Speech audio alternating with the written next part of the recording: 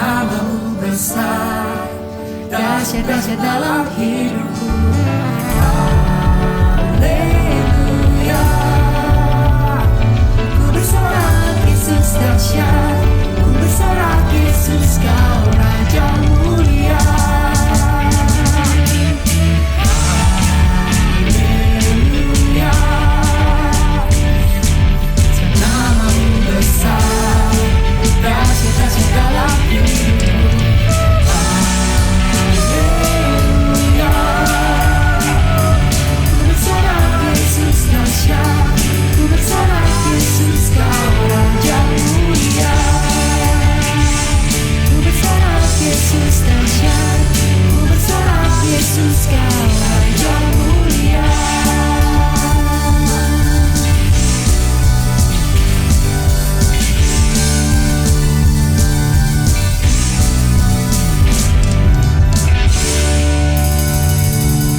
Haleluya. Engkau dahsyat Tuhan.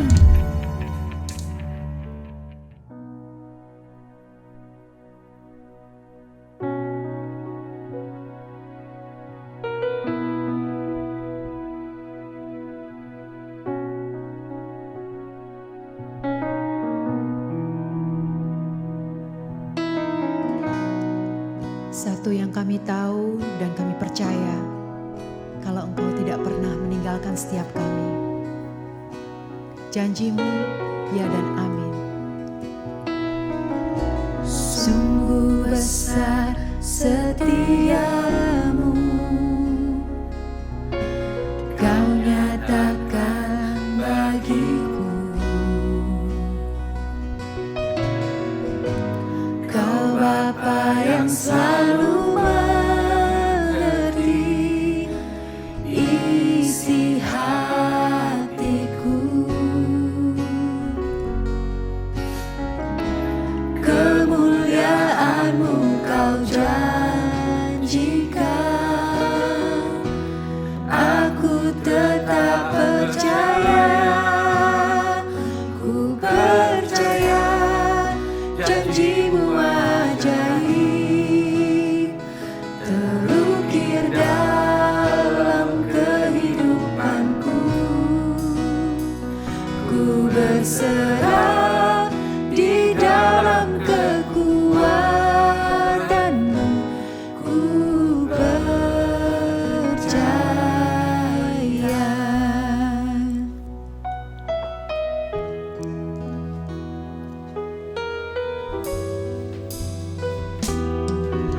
Sungguh besar setiamu, kau nyatakan bagiku. Kau Bapa yang selalu mengerti isi hatiku. Kemuliaan-Mu kau janjikan,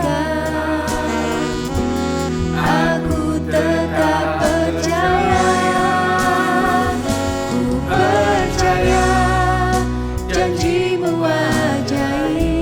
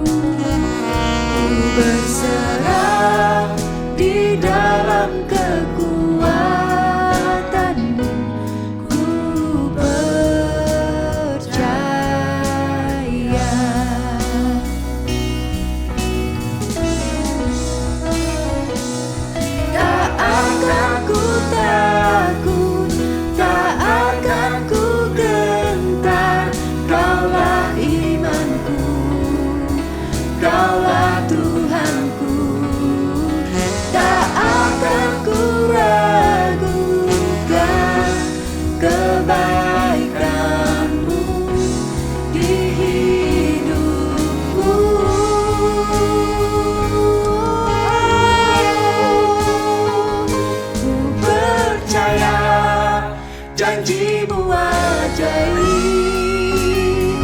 terukir dalam kehidupanku. Ku berserah di dalam kekuatanmu, hanya Kau segalanya bagiku. Ku percaya janjimu ajaib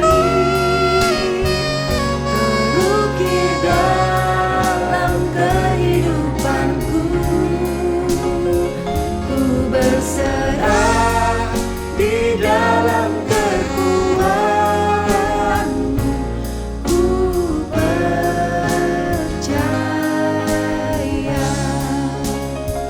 Ku berserah di dalam kekuatanmu.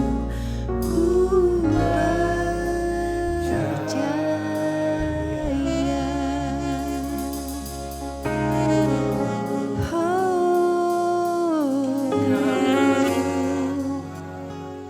Ini kerinduan kami Tuhan, berada di dalam hadirat-Mu.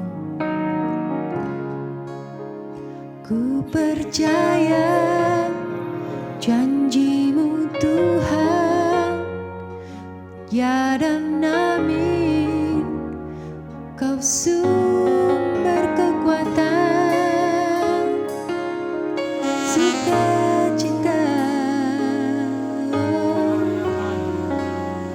penolongku. Haleluya,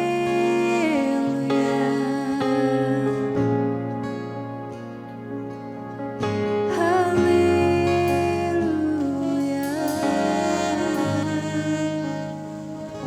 Ku percaya janjimu ajaib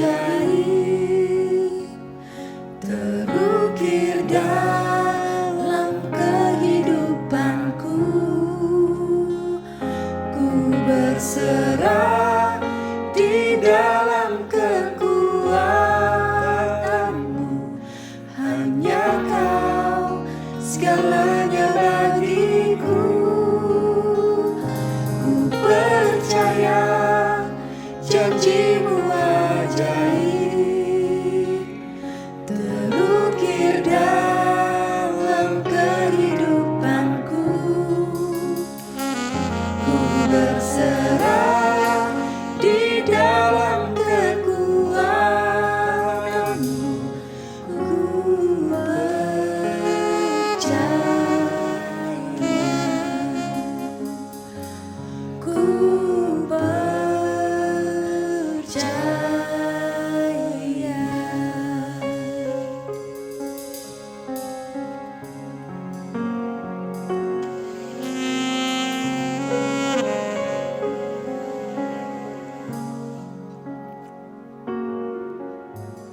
Shalom, selamat siang jemaat yang saya kasihi dalam nama Tuhan Yesus Kristus. Doa saya senantiasa agar engkau dalam keadaan baik-baik dan dalam pemeliharaan Tuhan Yesus Kristus. Jemaat, pemerintah New South Wales telah menetapkan lockdown hingga akhir bulan Juli tahun 2021. Dan dinyatakan jika keadaan tidak membaik, ada kemungkinan akan diperpanjang. Demikian juga jemaat, keadaan di Indonesia pada saat ini pun juga dinyatakan masa gawat karena banyaknya jumlah yang sakit yang membutuhkan perawatan, sedangkan fasilitas rumah sakit tidak memadai lagi. Mari kita bersama berdoa, memohon pengampunan Tuhan dan belas kasihan Tuhan agar pandemik ini akan dapat segera teratasi. Dan jemaat, siang hari ini saya akan memberikan tema dalam perlindungan Tuhan. Dan ini adalah perikop yang sama yang pernah saya bawakan tepatnya pada tanggal 14 Maret tahun 2020, tahun yang lalu, seminggu sebelum lockdown. Dan saya mempunyai suatu keyakinan, Tuhan meminta supaya jemaat menyadari akan pernyataan yang Tuhan nyatakan dan penghiburan yang berasal dari Tuhan.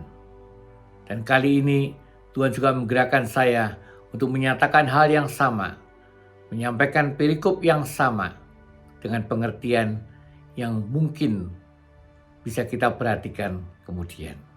Dan jemaat yang dikasihi Tuhan, firman Tuhan saya ambil dari Mazmur 91 ayat 1 sampai ke 14. Dan saya akan membacakan Mazmur 91 ayat yang ke-9 sampai ke-16, saudara. Dan firman Tuhan sebagai berikut, mari kita perhatikan apa yang Tuhan ingin nyatakan. Sebab Tuhan ialah tempat perlindunganmu, yang maha tinggi telah kau buat tempat perteduhanmu. Malapetaka tidak akan menimpa kamu, dan tulah tidak akan mendekat kepada kemahmu. Sebab malaikat-malaikatnya akan diperintahkannya kepadamu untuk menjaga engkau di segala jalanmu. Mereka akan menatang engkau di atas tangannya, supaya kakimu jangan terantuk kepada batu. Singa dan ular tedung akan kau langkai. Engkau akan menginjak anak singa dan ular naga. Ayat yang ke-14. Sungguh, hatinya melekat kepadaku, maka aku akan meluputkannya. Aku akan membentenginya sebab ia mengenal namaku. Bila ia berseru kepadaku, aku akan menjawab. Aku akan menyertai dia dalam kesesakan. Aku akan meluputkannya dan memuliakannya. Dengan panjang umur akan kukenyangkan dia, dan akan kuperlihatkan kepadanya keselamatan daripadaku. Berbahagialah kita, umat Tuhan yang mendengarkan firman Tuhan. Mari kita diam sejenak, kita mohon, bila Tuhan akan memberikan pengertian akan apa yang telah kami dengar. Jemaat, mari kita diam sejenak. Bapak, Engkau yang hadir di tengah-tengah kami, Engkau yang menjadi andalan kami, bila Engkau yang menyatakan akan apa yang menjadi kehendak-Mu ya Bapa. Kami bersyukur atas firman-Mu, firman-Mu yang ya dan amin. Dan biarlah segala apa yang Tuhan nyatakan, kami akan dapat mengerti dengan benar ya Bapa. Terima kasih ya Tuhan. Di dalam nama Tuhan kami Yesus Kristus, kami panjatkan doa ini. Amin. Saudara yang dikasihi Tuhan, walaupun keadaan dunia sedemikian menakutkannya dengan berbagai masalah yang ada, pemazmur memberikan suatu pernyataan dicatat di dalam Mazmur 91 ayat 1 dan kedua ini.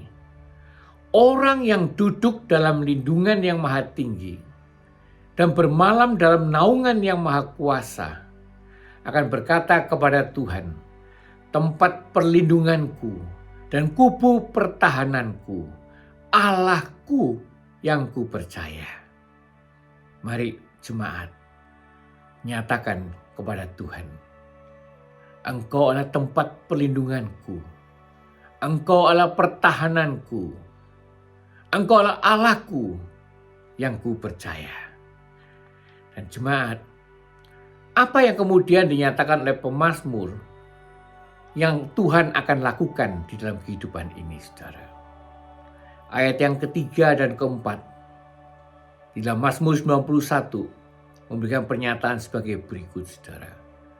Sungguh, dialah yang akan melepaskan engkau dari jerat penangkap burung, dari penyakit sampar yang busuk.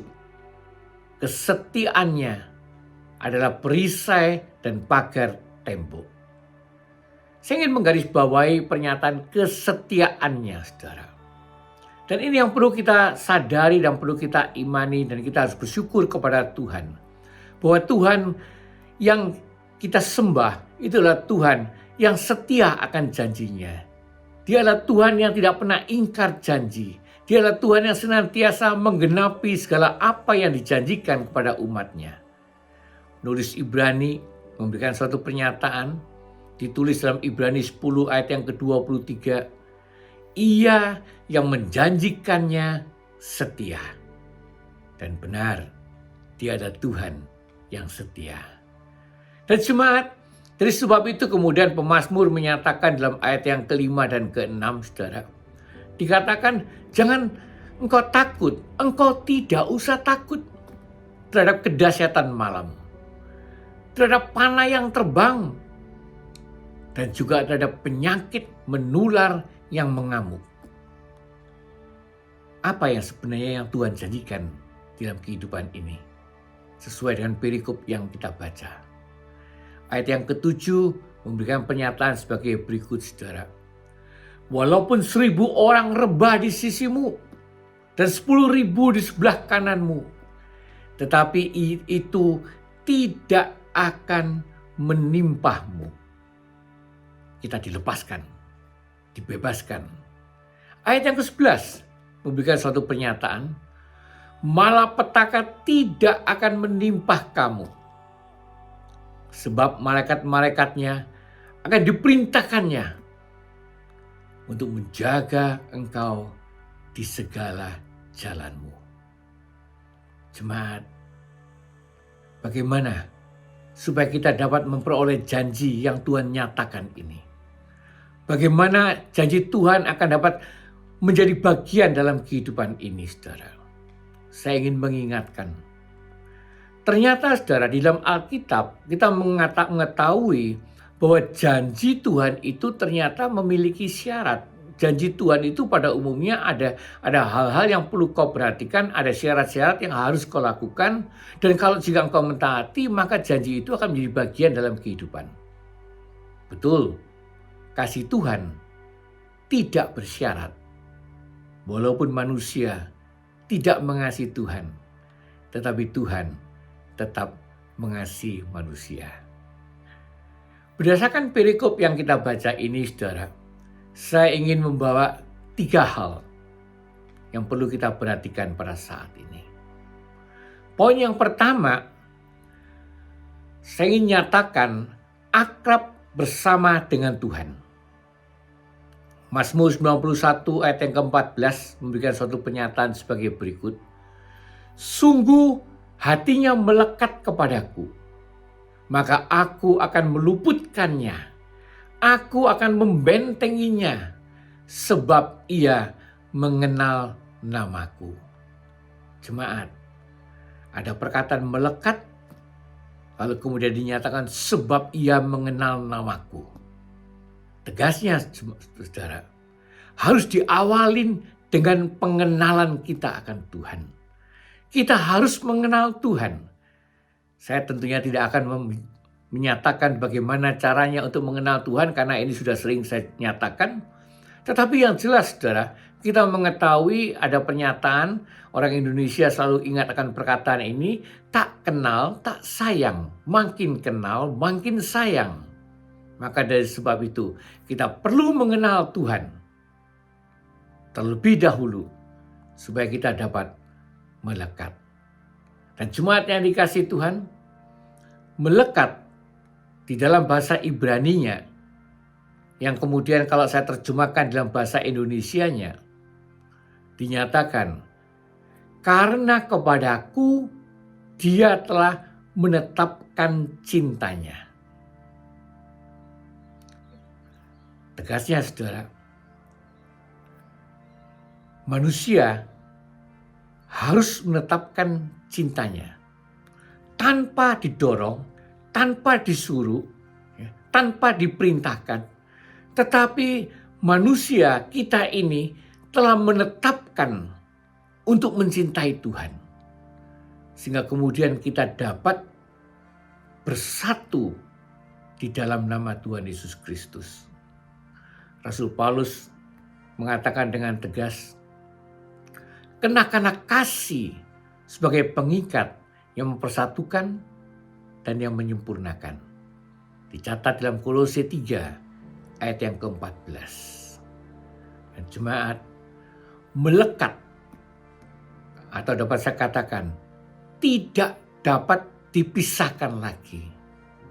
Mungkin kita perlu melihat beberapa contoh tentang arti daripada kata melekat itu sesuai dengan apa yang ada dalam Alkitab, saudara. Kejadian 2 ayat yang ke-24 itu berbicara tentang pernikahan. Dinyatakan keduanya menjadi satu daging. Itu yang dimaksudkan. melekat. Lebih daripada sekedar akrab, tetapi betul-betul melekat dan tidak bisa dipisahkan. Lalu kemudian Tuhan Yesus juga pernah memberikan suatu pengajaran, saudara. Di mana Tuhan Yesus memberikan suatu pengajaran yang dicatat di dalam Yohanes 15 ayat yang kelima. Dikatakan, akulah pokok anggur dan kamulah ranting-rantingnya. Barang siapa tinggal di dalam aku dan aku di dalam dia, ia berbuah banyak sebab di luar aku kamu tidak dapat berbuat apa-apa. Jemaat, ranting itu harus melekat pada pokok anggur. Jika ranting tidak melekat pada pokok anggurnya, maka ranting itu tidak akan dapat menghasilkan buah, tidak akan dapat hidup dengan baik. Dan jemaat yang dikasihi Tuhan, saya ingin memberikan suatu pernyataan, gambaran, supaya kita mengetahui dengan jelas bagaimana proses melekatnya ini. Ini yang perlu kita perhatikan, jemaat. Kita harus mengenal Dia. Dan untuk mengenal Dia kita butuh firman Tuhan. Kita butuh kuasa Roh Kudus yang memberikan pengertian akan firman itu. Kita harus mampu mengasihi Tuhan. Karena kita mengenal Tuhan, maka kita kemudian jatuh cinta dengan Tuhan. Mengasihi Tuhan dengan segala kesungguhan hati kita. Dan kemudian barulah kita dapat hidup di dalamnya. Melekat menjadi satu. Bukan menempel, tetapi betul-betul ada di dalam Tuhan dan bersatu di dalam namanya. Dan jemaat, kita akan masuk pada poin yang kedua. Di mana poin yang kedua yang ingin saya nyatakan pada saat ini, saudara, mari kita membina komunikasi dengan Tuhan. Setelah kita melekat dengan Tuhan, akrab bersama dengan Tuhan, mari kita membina komunikasi dengan Tuhan. Mazmur 91 ayat yang ke-15 berkata sebagai berikut, saudara. Bila ia berseru kepadaku, aku akan menjawab. Aku akan menyertai dia dalam kesesakan. Aku akan meluputkannya. Ia berseru,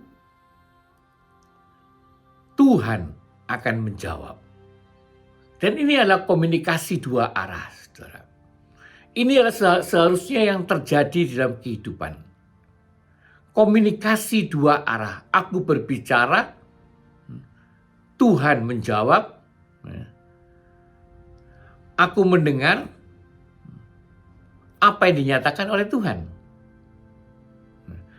Ternyata, saudara, di dalam kehidupan manusia kita ini mempunyai roh. Dan roh kita ini yang ada dalam hati dapat berkomunikasi dengan roh Tuhan.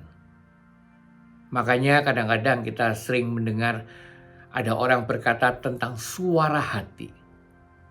Dan saya mempunyai suatu keyakinan bahwa suara hati kita ini jangan diabaikan karena ini ada suatu hal yang indah. Bahwa kemungkinan besar Tuhan sedang berbicara dari roh ke roh kita. Dan jemaat yang dikasihi Tuhan, mari kita perhatikan sekali lagi tentang peran Roh Kudus yang ada di hati ini, saudara. Di antaranya kita mengetahui, dicatat dalam Yohanes 16 ayat yang ke-13, dikatakan bahwa Roh Kudus yang dalam diri kita ini, bahwa ia akan memimpin kamu. Bahkan juga kemudian dinyatakan bahwa ia akan memberitahukan kepadamu hal-hal yang akan datang. Akan memimpin, akan memberitahukan. Roh Kudus inilah yang akan membawa kita ke jalan yang benar. Bahkan ia akan memberitahukan kepada kita jika ada bahaya yang ada di depan ini. Jemaat yang dikasihi Tuhan, mungkin kita kemudian bertanya, bagaimana caranya Tuhan itu berbicara kepada kita? Tentunya dengan bermacam-macam cara, jemaat. Tetapi izinkan saya akan menggunakan beberapa di antaranya, saudara, yaitu lewat firman Tuhan. Pada waktu kita membaca firman Tuhan, disitulah Tuhan berbicara melalui orang lain. Ada orang yang menyatakan nubuatan, dipakai oleh Tuhan untuk menyatakan sesuatu kepada diri kita. Bahkan kita juga mengetahui Tuhan bisa memakai binatang, memakai hewan. Keledai satu contoh. Itu ada di Bilangan 22 ayat yang ke-28 pada waktu Tuhan berbicara kepada Biliam. Melalui suara hati. Melalui tanda-tanda. Bahkan melalui mimpi dan penglihatan. Saya teringat akan pernyataan Ayub, saudara. Dan ini dicatat dalam Ayub 33 ayat 14 sampai ke 15. Di mana Ayub memberikan suatu pernyataan, karena Allah berfirman dengan satu dua cara, tetapi orang tidak memperhatikannya. Dalam mimpi, dalam penglihatan. Orang tidak memperhatikannya. Banyak orang yang diberi mimpi, diberi penglihatan, Tuhan sedang berbicara, tetapi kita mengabaikannya. Saya diingatkan pada tahun 2019, tepatnya bulan September, saudara. Pada waktu itu Tuhan memberikan mimpi dalam kehidupan saya. Saya sedang melakukan perjalanan, tetapi saya terhalang dalam melakukan perjalanan tersebut karena sepatu saya rusak. Saya dikejutkan dengan mimpi itu. Saya renungkan apa artinya. Tetapi kemudian pada hari keesokan harinya, saudara, ada suatu kejadian juga di tempat saya tinggal, di mana saya memiliki figura dengan gambar gembala yang baik. Dan figura yang sudah lama ada di kamar itu pecah. Nah ini kemudian saya gabungkan. Saya kemudian bertanya-tanya, saya merenungkan apa sebenarnya yang akan terjadi. Apa artinya ini? Saya pernah sharekan pada waktu saya menyampaikan khotbah di gereja. Saya juga pernah sharekan kepada senior pastor atasan saya. Dan kemudian apa yang dapat saya nyatakan, apa yang dapat saya simpulkan, sepatu itu melambangkan perjalanan. Sepatu juga dapat diartikan penginjilan. Gembala yang baik. Kalau kemudian saya gabungkan, terus saya kemudian memberikan suatu pernyataan dan saya sampaikan juga kepada senior pastor saya. Dan saya nyatakan bahwa nampaknya apa yang akan saya hadapin, yaitu kesulitan dalam penginjilan dan kesulitan dalam pengembalaan. Dan jemaat, itu adalah tahun 2019. Dan tidak pernah terpikirkan bahwa Maret tahun 2020 dunia terkena pandemi COVID-19. Sehingga apa yang saya simpulkan pada waktu itu, itulah yang terjadi bahkan hingga saat ini. Jemaat yang dikasihi Tuhan, mari kita perhatikan lebih jauh lagi, saudara.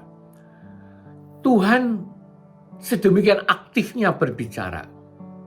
Tuhan menyampaikan firman-Nya.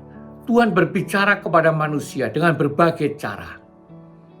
Pemazmur, dicatat dalam Mazmur 19 ayat yang ke-8, dia memberikan suatu pernyataan bahwa Taurat Tuhan itu sempurna, firman Tuhan itu sempurna, dan firman Tuhan itu memberikan hikmat kepada orang-orang yang tidak berpengalaman.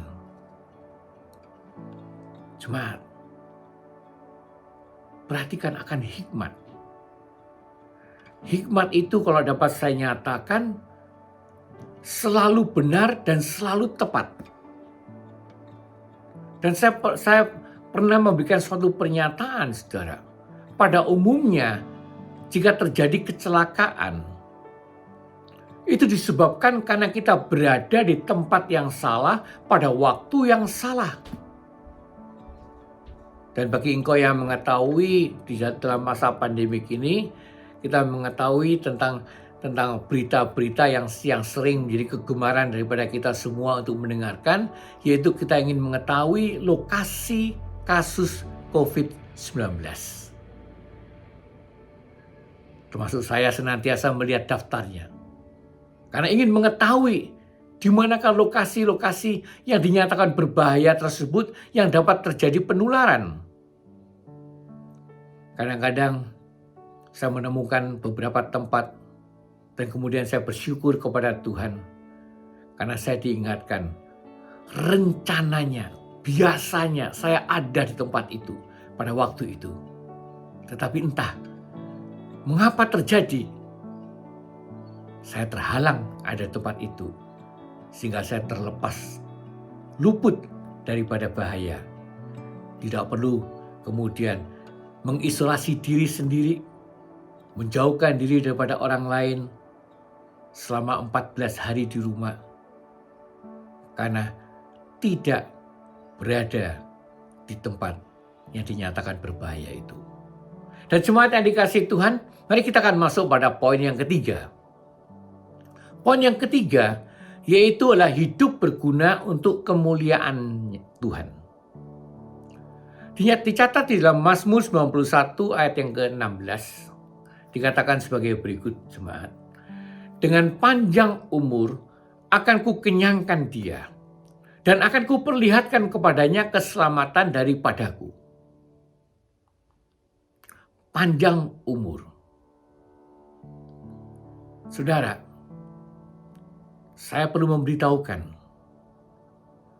umur kita ini sudah dirancang oleh Tuhan. Dan Tuhan berjanji, dicatat dalam Keluaran 23 sampai ke 26. Aku akan menggenapkan tahun umurmu. Tegasnya saudara, kita akan tetap hidup sesuai dengan jadwal yang telah dijadwalkan Tuhan. Kita tidak akan mati terlebih dahulu. Kita juga tidak akan mati setelah jadwalnya Tuhan. Mungkin juga bisa. Karena Hizkia pada waktu itu, dia berdoa dan meminta supaya Tuhan memperpanjang usianya dan Tuhan mengabulkannya. Tetapi jemaat, secara umum saya ingin memberitahukan, karena dicatat dalam Alkitab, di dalam Mazmur 90 ayat yang ke-10, di mana pemazmur memberikan suatu pernyataan, masa hidup kami ini 70 tahun. Dan jika kami kuat, 80 tahun. Tetapi saya ingin menekankan bahwa ini tidak berarti semua harus mencapai usia seperti itu. Mungkin kita mengetahui Tuhan Yesus itu berusia 33,5 tahun. Dan ia kemudian disalibkan. Dan di atas kayu salib itulah Tuhan Yesus memberikan suatu pernyataan. Dicatat dalam Yohanes 19 ayat yang ke-30. Sudah selesai. Nah, ini yang penting. Tugasnya sudah selesai. Tugasnya sesuai dengan apa yang dijadwalkan Tuhan. Dan jemaat, mari kita perhatikan saudara. Dan janji Tuhan memberikan suatu pernyataan.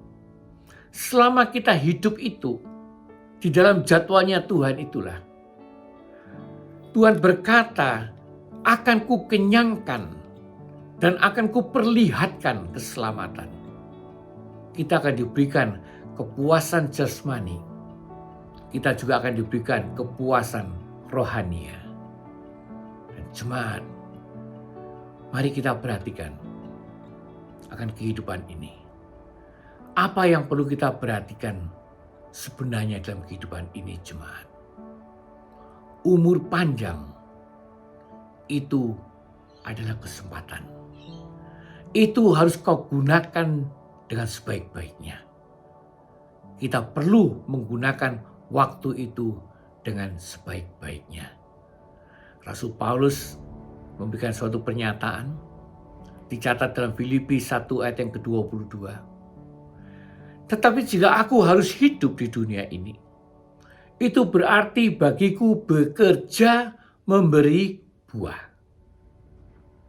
Tegasnya saudara, kita harus menjadi orang-orang yang berguna, yang siap untuk dipakai oleh Tuhan. Apa artinya hidup jika kita menjadi orang yang tidak berguna? Pertimbangkan apa yang sudah dirancang oleh Tuhan dalam kehidupan ini. Apa yang sudah Tuhan berikan sebagai talenta-talenta dalam kehidupan ini. Mari kita menjadi orang yang berguna, menggunakan segala kesempatan yang ada selama kita hidup ini untuk Tuhan, menghasilkan buah bagi Tuhan. Dan jemaat, Tuhan Yesus juga memberikan suatu pernyataan bahwa kita ini diminta untuk mempermuliakan nama Tuhan. Dan dikatakan, dalam hal inilah Bapakku dipermuliakan, jika kamu berbuah banyak. Jika kita tidak berbuah banyak, bagaimana kita bisa memuliakan nama Tuhan? Kita harus berbuah banyak, supaya nama Tuhan dipermuliakan. Saya teringat dengan apa yang dinyatakan oleh Tuhan Yesus, saudara. Tuhan Yesus dicatat dalam Yohanes 17 ayat yang keempat. Tuhan Yesus berkata sebagai berikut, Aku telah mempermuliakan engkau di bumi dengan jalan menyelesaikan pekerjaan yang engkau berikan kepadaku untuk melakukannya. Tantangan bagi kita semua, jemaat. Ayo, mari kita yang telah diberi tugas oleh Tuhan, yang telah dipanggil, dirancang oleh Tuhan untuk melakukan sesuatu bagi kemuliaan nama Tuhan. Mari kita menyelesaikan tugas kita ini selama kita mempunyai kesempatan, selama kita masih hidup di dunia ini, supaya nama Tuhan dipermuliakan. Dan inilah panggilan kita. Kita ini dipanggil untuk mempermuliakan nama Tuhan.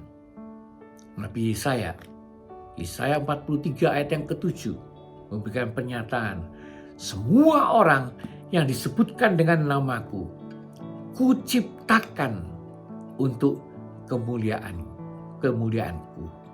Saudara dan saya diciptakan oleh Tuhan supaya kita melakukan sesuatu yang berguna bagi kerajaan Tuhan, supaya nama Tuhan dipermuliakan.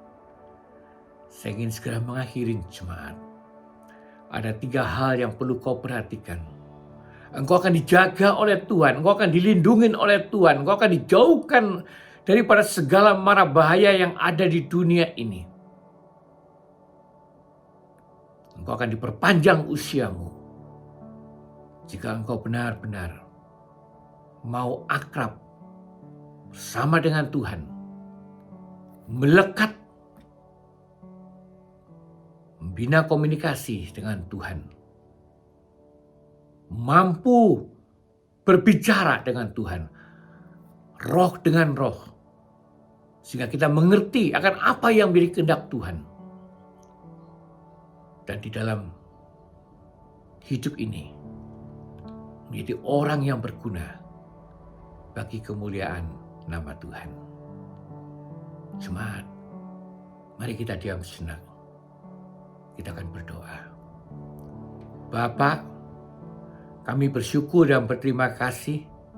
Di dalam masa-masa yang sulit ini, Engkau senantiasa memberikan kekuatan, memberikan penghiburan dalam kehidupan kami. Kami ingin mengandalkan Engkau senantiasa, ya Bapa. Kami menyadari, ya Tuhan, bahwa Engkau yang menjadi sandaran kami, Engkau yang menjadi andalan kami. Engkau telah menyatakan betapa pentingnya bagi kami pada saat-saat ini, ya Tuhan, untuk melekat kepada Engkau, untuk dekat akrab sedemikian indahnya dengan Engkau, ya Bapa, untuk senantiasa berkomunikasi dengan Engkau dan juga berguna bagi kerajaan-Mu, ya Bapa. Terima kasih, ya Tuhan, kami serahkan kehidupan kami sepenuhnya ke dalam tangan-Mu, tangan yang maha besar tangan yang maha kuasa. Di dalam nama Tuhan kami Yesus Kristus, kami panjatkan doa ini. Amin. As high as the sky above, how great is your love. As deep as the ocean, Lord, your unfailing love. You are my everything, Jesus, I love you. Through valley of shadow, you're always by my side. Jesus, your promises that keep me alive. You are my everything, Jesus, I love you. Jemaat, mari kita masuk ke dalam doa syafaat. Kita akan diam sejenak, menyatukan hati dalam doa. Bapa, Engkau yang hadir di tengah-tengah kami, biarlah Engkau yang akan mendengarkan doa-doa kami ya Bapa. Doa yang senantiasa kami nyatakan di dalam nama Tuhan kami Yesus Kristus. Kami ingin menyatukan hati pada saat ini ya Tuhan. Kami ingin berdoa untuk masalah-masalah. Kami ingin berdoa untuk penyakit-penyakit. Kami serahkan sepenuhnya ke dalam tangan-Mu. Secara khusus kami ingin berdoa ya Tuhan untuk orang-orang yang kami kenal, untuk orang-orang yang kami kasihi, yang pada saat ini berbaring karena terkena penyakit COVID-19 ya Bapa. Kami serahkan mereka sepenuhnya ke dalam tangan-Mu. Tangan yang maha besar, tangan yang maha kuasa. Bila Tuhan juga boleh berbelas kasihan. Kami juga teringat ya Tuhan akan saudara kami yang sedang sakit, yang ada dalam keadaan bahaya juga ya Tuhan. Bahkan telah didiagnosa oleh dokter bahwa penyakit yang berbahaya ini sedemikian bahayanya ya Bapa. Tapi kami percaya ya Tuhan, umur manusia ada di dalam tangan Tuhan. Dan biarlah Tuhan yang akan berkarya senantiasa. Jauhkanlah anak-anak-Mu daripada segala rasa sakit dan dalam penderitaan ya Bapa. Kami juga berdoa pada saat ini ya Tuhan untuk pelajar, untuk bekerja. Biarlah Tuhan yang akan memberikan berkat yang melimpah dalam kehidupan mereka ya Tuhan. Khususnya juga kami ingin berdoa untuk saudara kami yang tidak bekerja ya Bapak, yang mencari pekerjaan. Bila Tuhan boleh menolong mereka dan memberikan pekerjaan. Kami ingin berdoa untuk dunia ini ya Bapak. Khususnya Australia dan Indonesia, di mana kami dan keluarga-keluarga kami berada. Kami juga berdoa untuk negara-negara lain juga ya Bapak, yang memegang peranan dalam dunia ini. Bila Engkau yang akan menjamah para pemimpin bangsa, bila para pemimpin ini ya Tuhan, senantiasa memperhatikan akan kesejahteraan manusia dan perdamaian dunia ini. Kami ingin berdoa ya Tuhan, untuk gereja-gereja-Mu di mana saja berada ya Bapa. Bila Engkau yang berkarya senantiasa, bila Engkau yang akan menyatakan, bila Engkau juga yang akan menjadikan gereja-gereja-Mu sebagai terang dan garam dunia di tengah-tengah dunia yang bermasalah pada saat ini. Terima kasih ya Bapa. Engkau adalah Tuhan yang mendengarkan doa-doa kami.